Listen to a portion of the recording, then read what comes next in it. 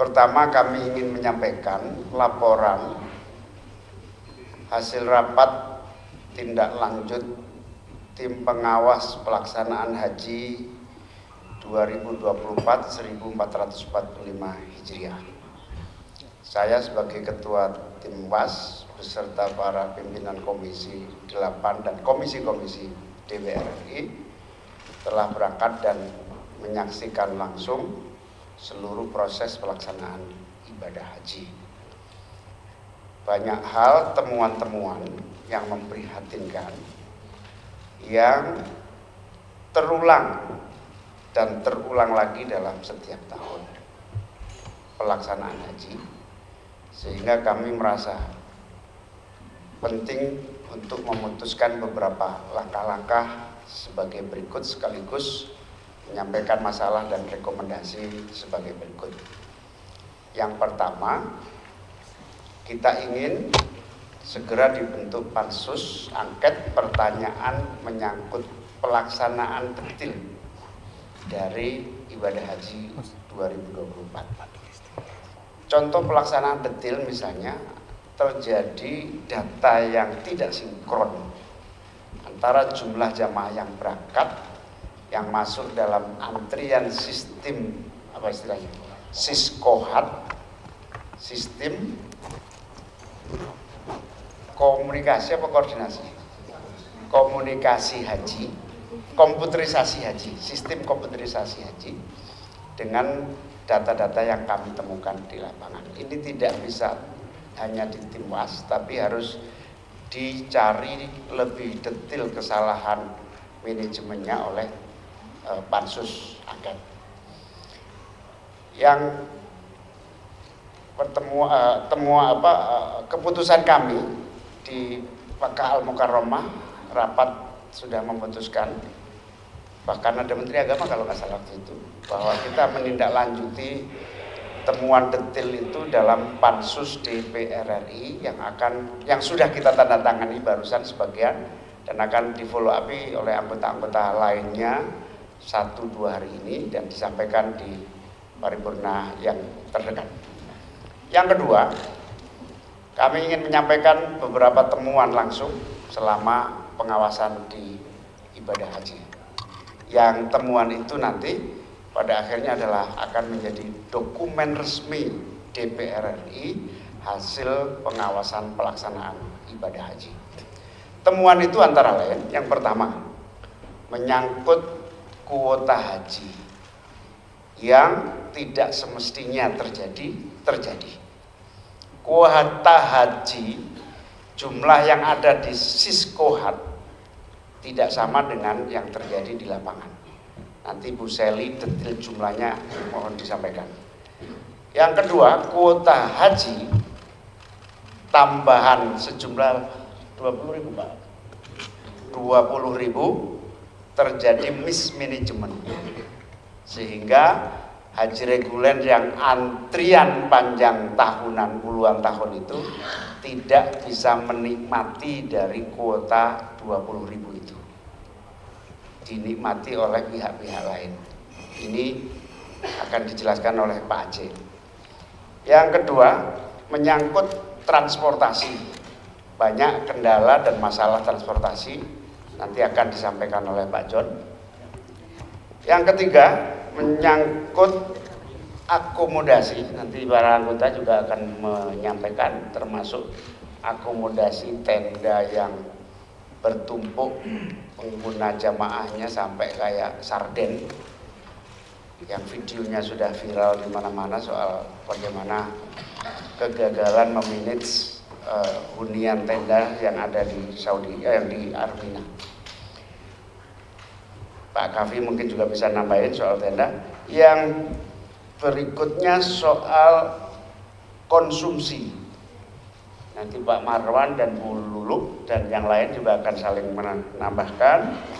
Kemudian soal kesehatan akan disampaikan Pak Obon tentang pelaksanaan kesehatan. Kemudian soal Ar-Musna, Arafah, Musdalifah, dan Mina akan disampaikan oleh Pak Aceh dan teman-teman lain yang akan menambahkan. Di sisi yang lain, sebelum saya persilahkan, kita juga menemukan ekosistem pelaksanaan ibadah haji yang belum menyeluruh, di mana diplomasi pelaksanaan haji dengan pemerintah Saudi perlu penanganan presiden secara langsung.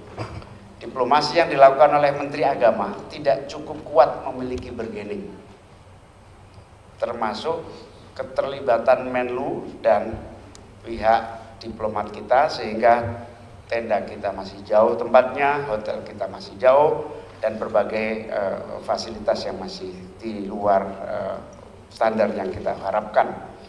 Yang kedua, beberapa headline seperti misalnya soal petugas haji, kemudian soal standar pelayanan, dan yang paling menarik adalah ada indikasi jual beli visa. Indikasi ini nanti disampaikan oleh teman-teman bagaimana indikasi ini tidak bisa kita buka sekarang, tapi mungkin akan lebih detail di pansus. Indikasi jual beli visa yang mengakibatkan harga visa melambung tinggi yang luar biasa mahalnya. Baik, dalam kesempatan ini saya persilakan pertama kali Pak Aceh. Ya, terima kasih Pak Ketua Tim UAS. Assalamualaikum warahmatullahi wabarakatuh.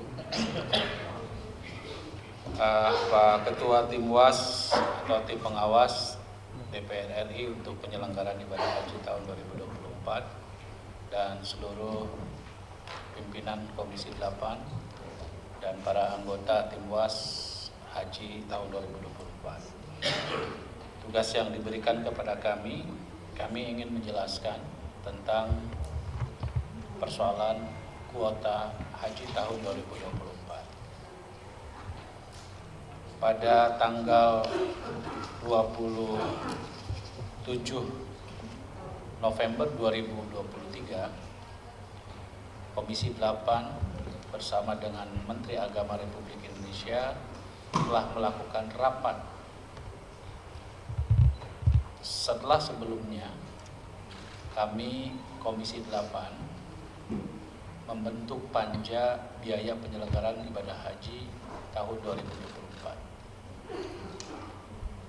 Hasil dari rapat kerja Komisi 8 DPR RI bersama dengan Menteri Agama kemudian melahirkan satu kesepakatan bersama di mana kuota haji normal sebesar 221.000 bersama dengan kuota tambahan 20.000 yang didapatkan pada bulan Oktober 2023 lobi dari Presiden Jokowi ke pemerintah Arab Saudi, disepakati bahwa hal tersebut mengikuti sesuai dengan Undang-Undang Haji, di mana kuota diberikan 92% untuk jamaah reguler dan 8% untuk jamaah khusus. Maka dengan demikian, maka kuota haji Indonesia tahun 2024 sebanyak 241 ini untuk haji reguler 221.720 jamaah dan untuk haji khusus 19.280. Dengan asumsi jumlah jamaah tersebut, maka kami kemudian bersama-sama dengan Menteri Agama menetapkan biaya ibadah haji sebagaimana yang selama ini telah dibayarkan oleh jamaah haji. Namun demikian, pada bulan Februari yang lalu kami mendapatkan laporan bahwa Kementerian Agama mengeluarkan kebijakan bahwa kuota tambahan yang 20.000 tersebut diputuskan dibagi menjadi dua bagian. 10.000 untuk reguler dan 10.000 dipergunakan untuk haji khusus. Tentu bagi kami kebijakan yang dilakukan oleh Kementerian Agama ini ya itu tidak sesuai dengan kesepakatan rapat kerja Komisi 8 DPR RI dengan Menteri Agama yang ditandatangani langsung oleh Menteri Agama dan oleh Ketua Komisi 8 DPR RI. Dokumennya tentu bisa kita bagikan.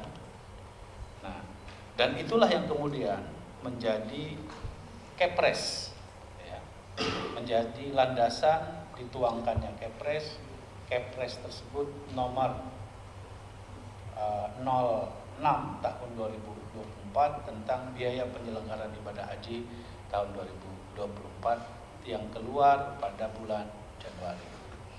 Maka dengan demikian, ya, langkah Kementerian Agama yang mengeluarkan kebijakan kuota tambahan tidak sesuai dengan keputusan rapat kerja Komisi 8 dengan Menteri Agama, tentu ini menjadi sesuatu yang bertentangan dengan raker tersebut, ya, dan tentu ini bertentangan dengan undang-undang dan keputusan Presiden.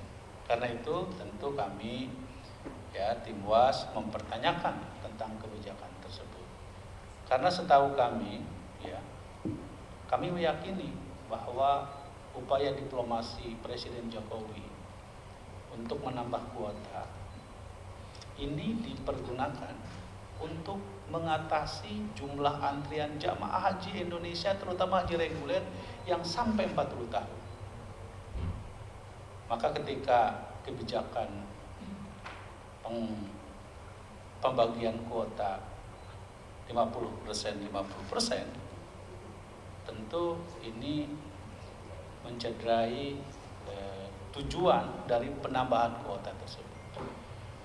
Walaupun kami tentu waktu itu mendapat penjelasan dari Kementerian Agama bahwa itu merupakan kebijakan pemerintah Arab Saudi.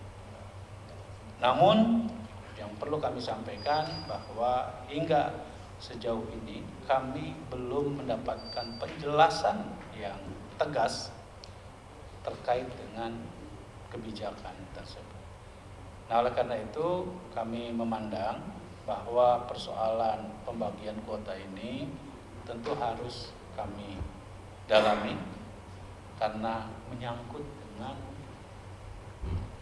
kepentingan jamaah, terutama jamaah haji yang reguler yang telah menunggu hampir, bahkan di dapilnya Pak Ketua Komisi 8 ini ada yang sampai 45 atau 46 tahun, bahkan 48 tahun. Jadi karena itu tentu kami ingin melalui evaluasi nanti melalui pansus ini, kami ingin dalami terkait dengan kebijakan kuota tersebut.